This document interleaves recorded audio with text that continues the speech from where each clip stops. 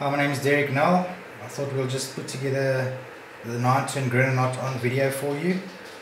I did explain it in the article that we wrote when I spoke about monos, your braids and your leaders and that.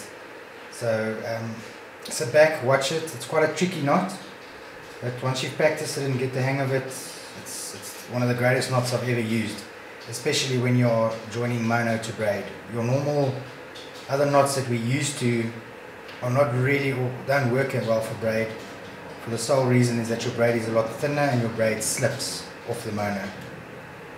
So let's go. We've got a bit of a thinner braid that most guys are using as their main line now, and then your thicker line, which is the leader, which is the mono. Step one is you'll take the thicker line, whichever line you plan to use as a leader, and you just form a simple loop knot. Don't close it all the way. You just want that hole just to be big enough just to push the braid or your main line through. Next will be to take the main line, in this case the braid, and we'll just push it through that loophole.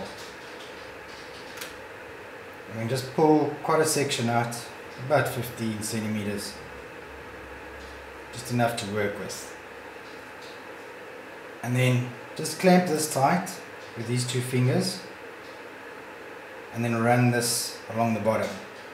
The reason why you're clamping that tight over here is you don't want that knot to close or open up anymore while you're working with it. Get a good grip on the leader line, and we're going to take that braided line and we're going to wind it up the leader line 9 times. So that's once, twice, 4, 5, 6, 7, 8, 9. Try and keep it quite close to your braid running nice and close to each other on the turns. Then get a grip of it with these two fingers now.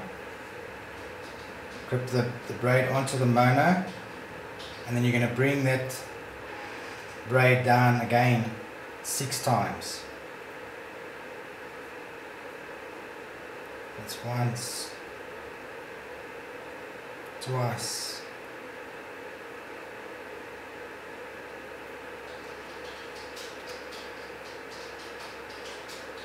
3,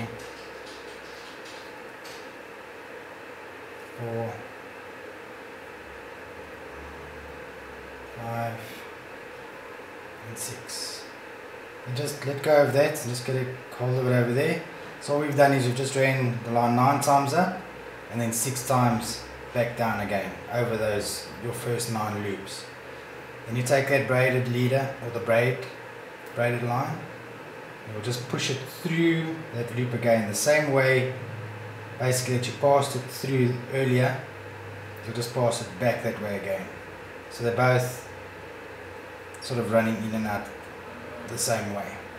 And we'll just take this tag end of the leader line, just close it slightly, a little bit more, not too much, don't make it a hard knot.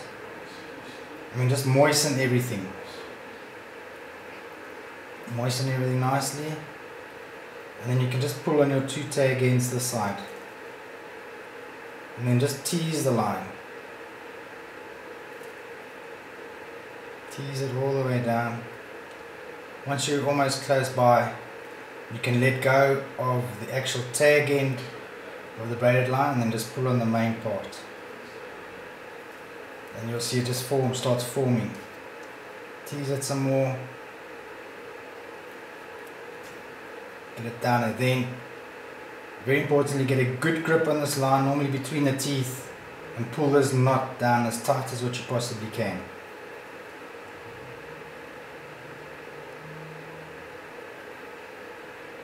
So close that up.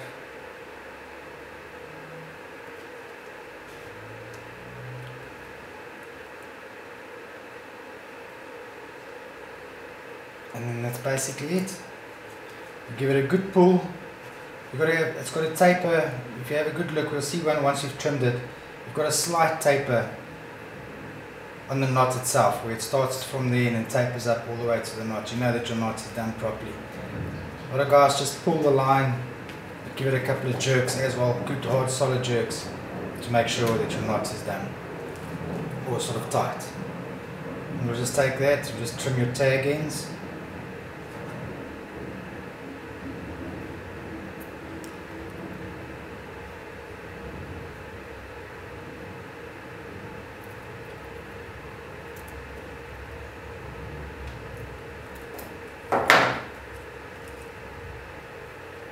And there we go.